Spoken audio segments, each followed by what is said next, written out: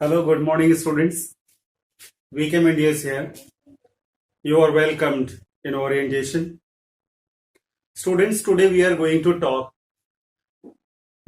discuss on a grammatical topic, and this is very important, especially for class 9th, 10th, and 11th.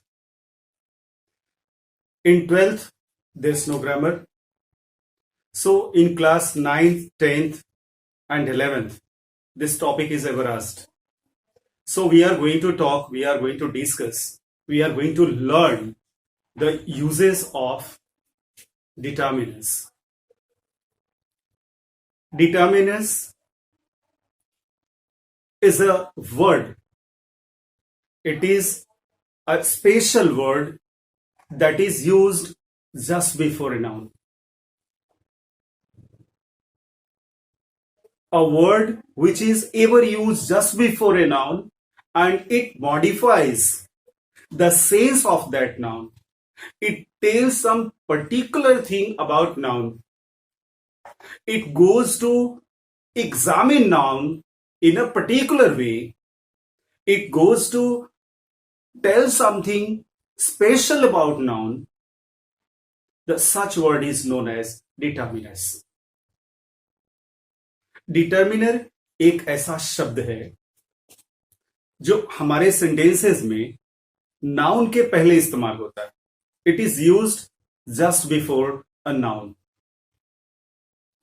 जब noun के पहले इसका इस्तेमाल होता है तो यह शब्द नाउन की कुछ खास बातें बताता है. It shows something particular about noun. जैसे अगर मैं ये बोलूं कि एक लड़का नाउन है. नाउन के पहले एक शब्द हमने इस्तेमाल किया तो एक शब्द जो हुआ, शब्द एक, नाउन के बारे में यह बता रहा है कि लड़का एक है. लड़का एक है का मतलब लड़का सिंगुलर है, लड़का की संख्या एक है. So the word noun boy is classified here, is determined here, is modified here as a single boy. So this word one or this word a is known as a determiner. To conclude, determiner is a word that is ever used just before a noun and it modifies the sense of noun. It tells something particular about the noun, and such words are known as determiners. As I think you have got the definition of determiner. It is not a major topic in grammar.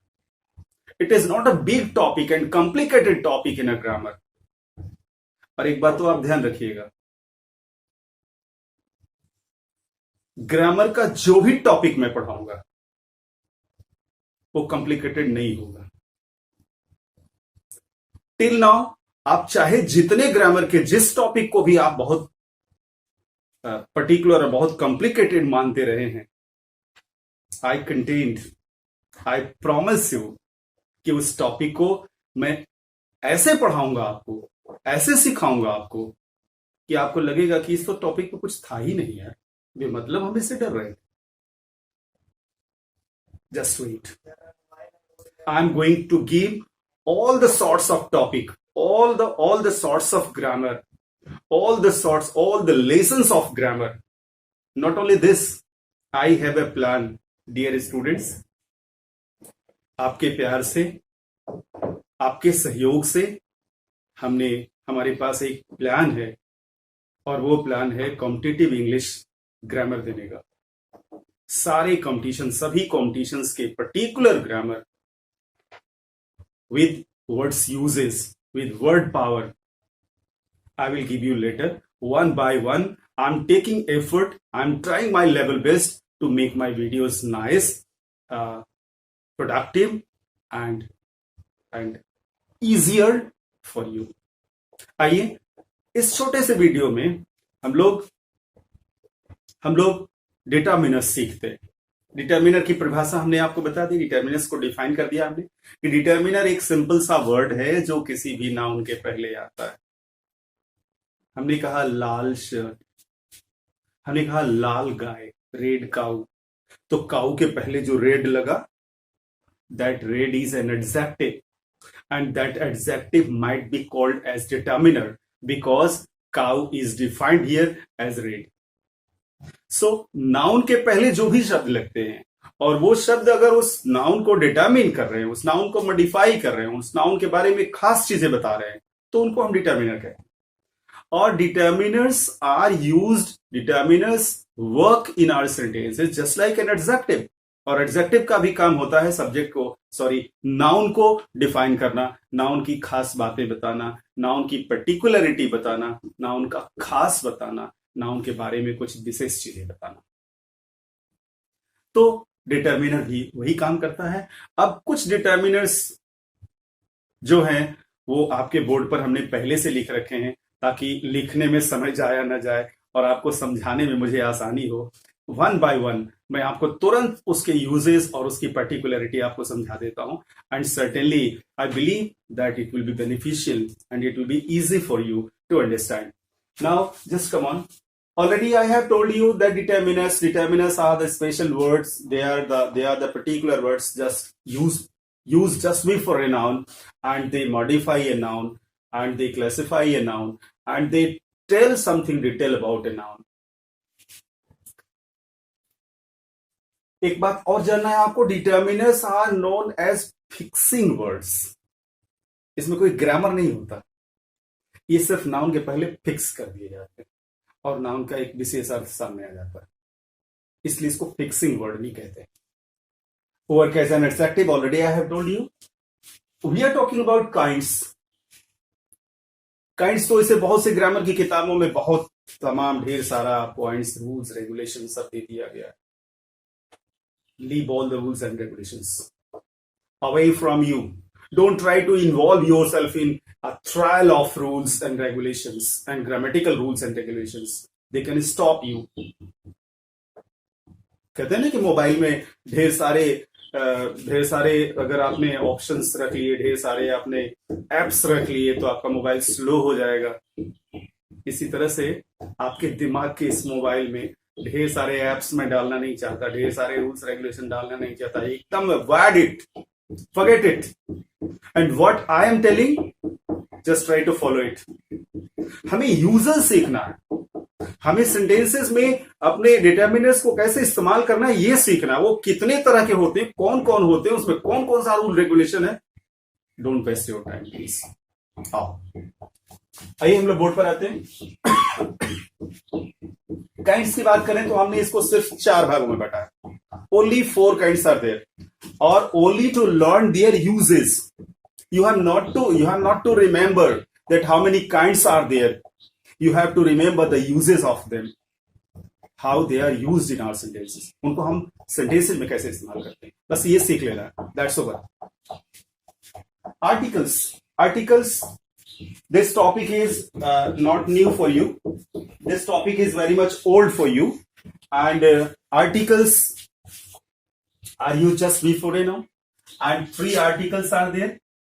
This one, a and an, is known as indefinite article. Indefinite.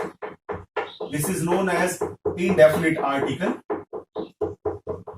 And the is known as definite article. This is known as definite. A, an और the, ये definite article जो है, indefinite article जो है, वो noun का singular होना बताता है। It shows the singular noun. If I am telling here a boy means एक लड़का, हम कह रहे हैं an elephant तो एक हाथी। कंफ्यूजन ए और एन में है, कोई कंफ्यूजन नहीं, एकदम सिंपल सा एक नियम है इसमें सिर्फ। You have to remember vowel sound and consonant sound. If your noun starts, this is a noun. If your noun starts with consonant sound, consonant sound क्या होता है? क से ज्ञ तक, एकदम याद रखिए, क ख ग घ छ छ ज झ य ट ठ ड ढ न प फ ब त थ द ध न प फ ब म म य र ल, य से ज्ञ तक, क से ज्ञ तक के जो साउंड्स होते उसको हम कॉन्सोनेंट साउंड कहते हैं।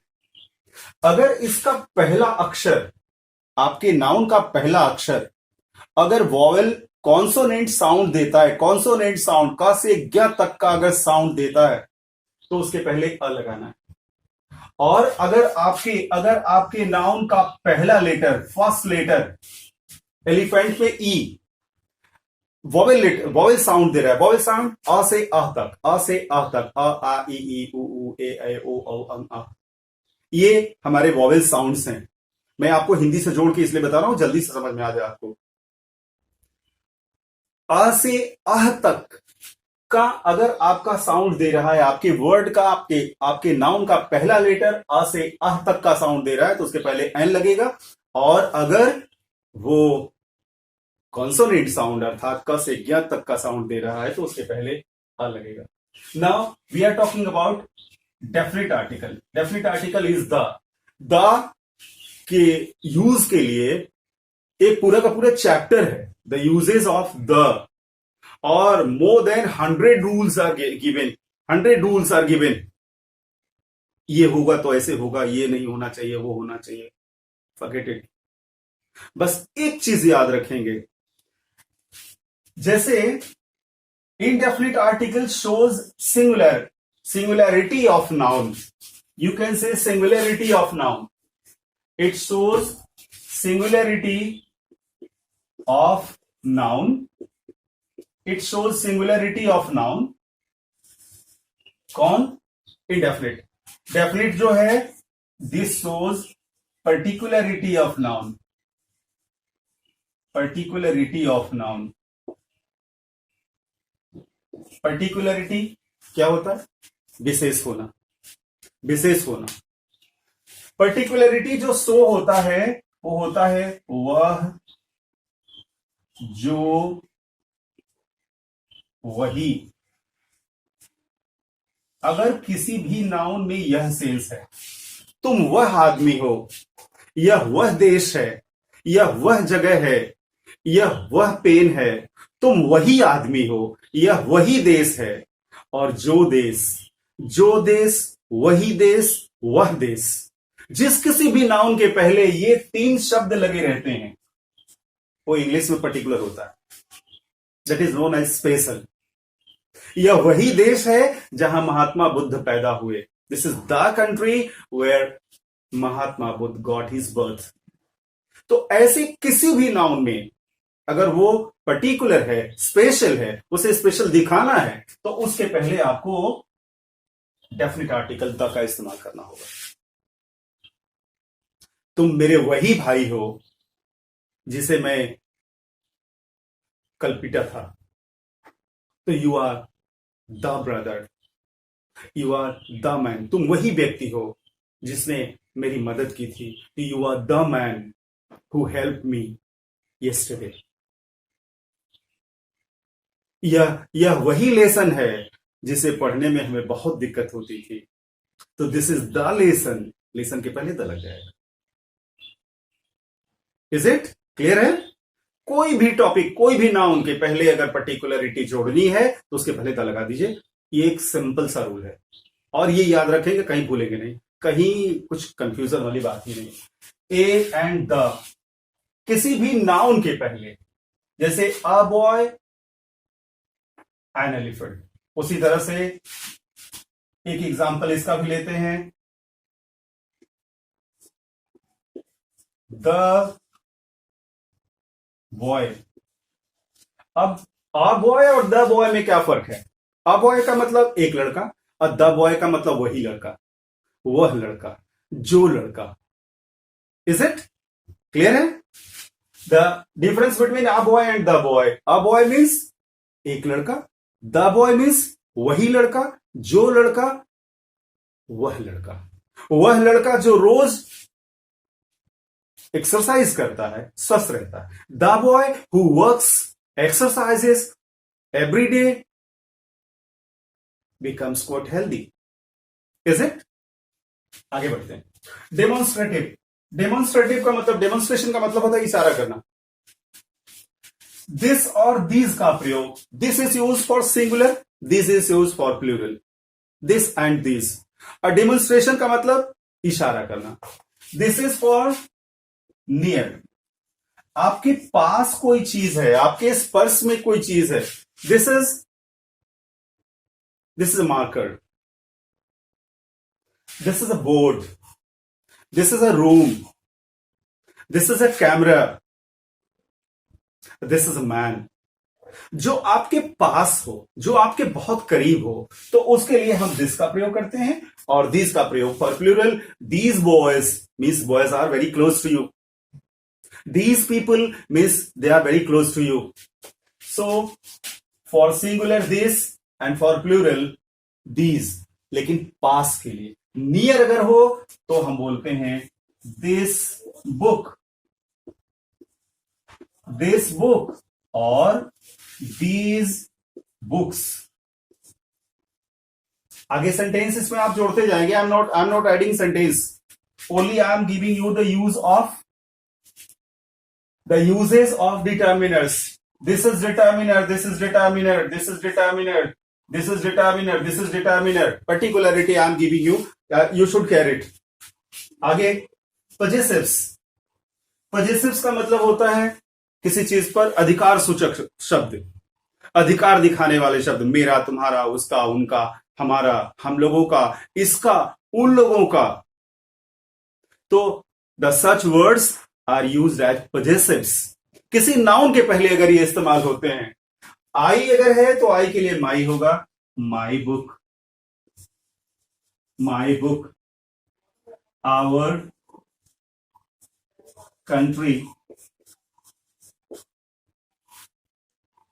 आई for my, I, my, we, are, you, your, he, his, she, her, they, their, it, its.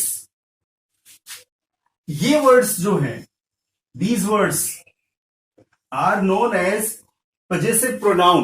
ये possessive pronoun भी हैं और इनका प्रयोग अगर किसी नाउन के पहले होता है तो उसको हम लोग डिटर्मिनर कहते हैं. For example I have written here, my book is red, my book is on the table, my country is great, my students are intelligent. Our responsibility is not simple. Our responsibility is very important. Our houses are not safe and sound nowadays due to coronavirus. So stay at home, get safe. Don't go out. Is it? So, your house, his pen. In the same manner, these are the possessives, and through these terms, if we are going to make sentences, they are the uses of possessive. Sentences आप बना लेंगे. You are intelligent, I know. इसमें कहीं कोई confusion नहीं है. अगर ये शब्द किसी नाउन के पहले आते हैं तो उस पर वो अपना अधिकार दिखाते हैं, वो अपना स्वामित्व दिखाते हैं और they are known as possessive determiners. आगे बढ़ते हैं. Quantifiers. This is the fourth one. Quantifiers. Quantifiers एक टॉपिक हमें दिया है. क्वांटिफायर्स में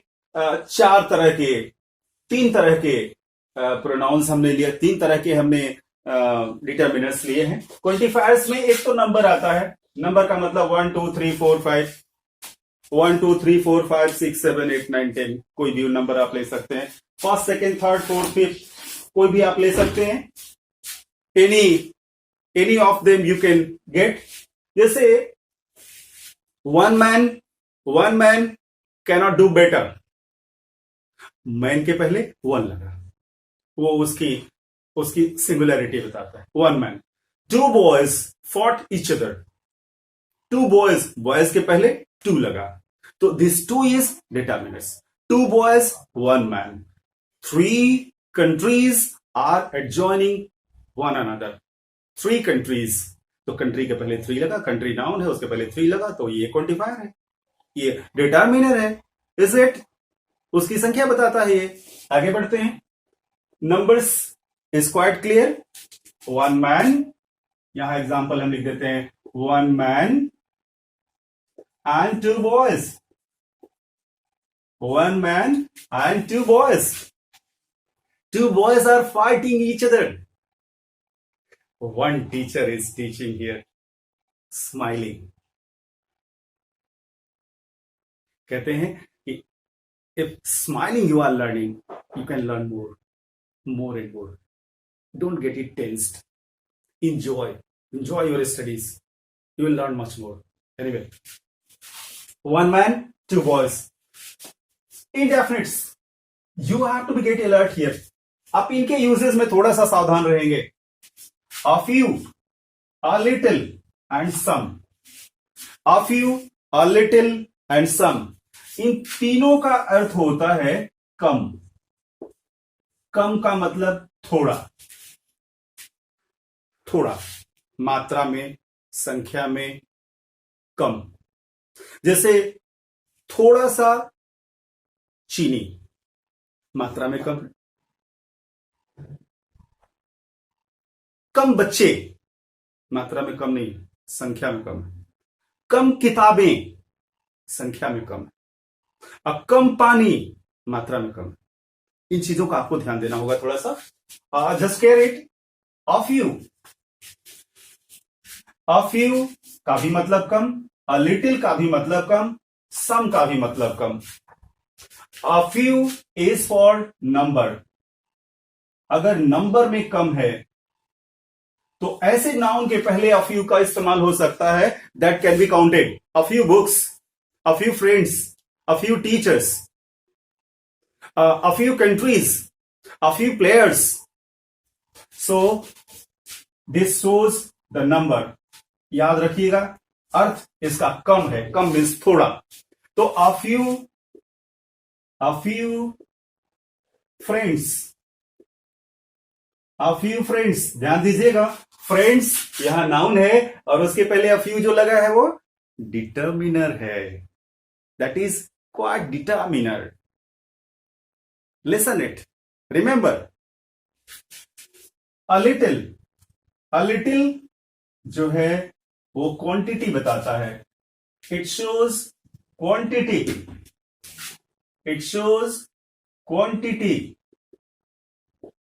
it shows quantity. A little shows quantity. Quantity में कम, मात्रा में कम. तो हम बोलेंगे a little sugar. A little sugar. A little sugar. A little mind. A little knowledge is very dangerous. थोड़ा ज्ञान बहुत डेंजरस होता है. तो अ लिटिल सुगर के पहले लगा है and this is determiners. This is determiners. Some, now you should care. Some, much and many. Sorry, अभी सम बाकी है. A few for number, a little for quantity and some for number plus quantity. दोनों के लिए होता है. A number और quantity दोनों के लिए सम का प्रयोग होता है. सम फ्रेंड्स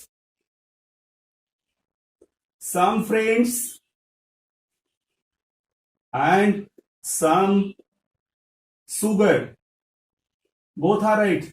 सम का भी अर्थ होता है कम. यह मात्रात्मक कमी को भी बताता है और संख्यात्मक कमी को भी बताता है. Some sugar is also right and some friends, some boys, some books, some rupees, ये भी सही है. तो अ फ्यू नंबर में कमी के लिए, अ लिटिल क्वांटिटी में कमी के लिए, सम नंबर में कमी के लिए. इसके बाद आप सेंटेंसेस बना लीजिएगा. Much, many and a lot of. इसका अर्थ होता है ज्यादा, ज्यादा। Much is for quantity. Much जो होता है वो क्वांटिटी में ज्यादा दिखाता है, जैसे much water,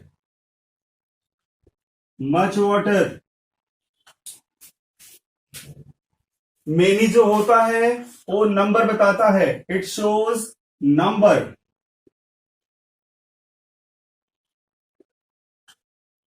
it shows number. Many, many books, many books. Much water and many books. Much is for quantity and many is for number. और a lot of and lots of जो होता है वो नंबर, नंबर प्लस क्वांटिटी दोनों के लिए होता है। अ लॉट ऑफ और लॉट्स ऑफ का प्रयोग हम लोग नंबर के लिए और मात्रा के लिए, दोनों के लिए कर सकते हैं। अ लॉट ऑफ फ्रेंड्स सही है, and a lot of sugar भी सही है। A lot of friends, friends are marked as counted as a countable noun, और शुगर इज अनकाउंटेबल नाउन। और शुगर के साथ भी अ लॉट ऑफ का प्रयोग हो सकता है और फ्रेंड्स के साथ भी हो सकता है। Now several, several means many. Several is mostly used for number. Several का मतलब होता है कई, many, लेकिन ये केवल नंबर के लिए यूज होता है। एंड सेवरल का प्रयोग हम केवल नंबर के लिए करते हैं। And we write here several, several books, several books, several books are purchased, several books are sold in the market, several variety of books are sold in the market. Now the next and last I am going to discuss, this is others. In others, five determiners are written here. First one is each and every. each का अर्थ होता है दोनों, sorry, each का अर्थ होता है प्रत्येक। each का अर्थ होता है प्रत्येक। जहां दो ही हो और उसमें प्रत्येक की बात की जाए, जैसे each बुक होता है, each बुक्स नहीं होता। एक चीज ध्यान रखिएगा, each बुक का मतलब two books are there and we are talking about both all together. each book is, each book is, so each is used for two articles at a time. किताबें दो हों और दोनों में प्रत्येक की बात की जाए तो हम बोलेंगे each book, प्रत्येक। वर्ब इसके साथ सिंगुलर लगता है, प्रत्येक वर्ब इसके साथ सिंगुलर लगता है। Verb is use singular. each book is helping for me, each book is necessary for me, and each book is essential for me. every का भी अर्थ होता है प्रत्येक, लेकिन ये दो से ज्यादा के लिए यूज होता है। when nouns are more than two, so that time every is used here. and इसके साथ भी हम सिंगुलर वर्ब का इस्तेमाल करते हैं। Singular verb is use their. every man in the world is selfish nowadays. Every person of the world is fighting against coronavirus nowadays. Every country of the world, every countries नहीं होता, every country of the world is fighting against coronavirus nowadays. And here all, आप जानते हैं all का मतलब सभी, ये plural के लिए इस्तेमाल होता है और इसके साथ वर्ब भी प्लूरल होती है। वर्ब प्लूरल होती है एंड इधर एंड नाइदर।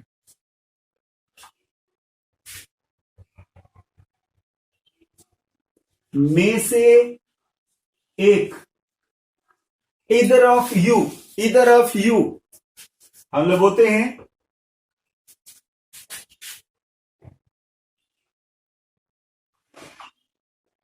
इधर ऑफ यू, इधर दिस बुक और दैट बुक, या तो ये किताब या वो किताब। इसके साथ भी सिंगुलर वर्ब का इस्तेमाल होता है, नाइदर के साथ भी सिंगुलर वर्ब का इस्तेमाल होता है, और एक और डिटर्मिनर के रूप में हम इस्तेमाल कर सकते हैं बोथ। बोथ का मतलब होता है दोनों, and both boys, both friends, both countries and both people, both man, both men, both brothers. Plural verb का इस्तेमाल होता है इसके साथ, और this is plural. Friends, determiners का एक छोटा सा एक्सप्लेनेशन हमने आपको दिया है। इसके आगे अगर डिटर्मिनर्स से सेंटेंसेस बनाने में आपको दिक्कत होती है तो मैं आपको एक दूसरे वीडियो में इसके एग्जाम्पल्स सॉल्व करके दिखाऊंगा, but that video will not be made until you write your requirement in comment box। अगर कमेंट बॉक्स में आप अपनी रिक्वायरमेंट लिखते हो, हमें बताते हो कि sir it is required some examples also you should put, so some examples based on the uses of determiners I'll make a video, short video for you, and if it is not required, if it is all clear, so no problem। ऐसा I think कि आपको problem नहीं होनी चाहिए, और इन examples के माध्यम से आप खूब आराम से डिटर्मिनर्स को इस्तेमाल कर सकते हैं। डिटर्मिनर्स क्या है ये भी आपने समझ लिया, उसके यूजेस क्या है ये भी आपने समझ लिया। नाउन के पहले इस्तेमाल हो और उस नाउन की कुछ खास बातें वो आपको बताए। That's so good. मुझे यकीन है कि वीडियो आपको बहुत पसंद आएगा और आपके लिए बहुत यूजफुल भी होगा। सो एक छोटी सी रिक्वेस्ट है, प्लीज आप इस वीडियो को लाइक करिए, सब्सक्राइब करिए हमारे चैनल को, और साथ ही साथ इस वीडियो को शेयर करिए, और हो सके तो कमेंट बॉक्स में अपनी राय दें।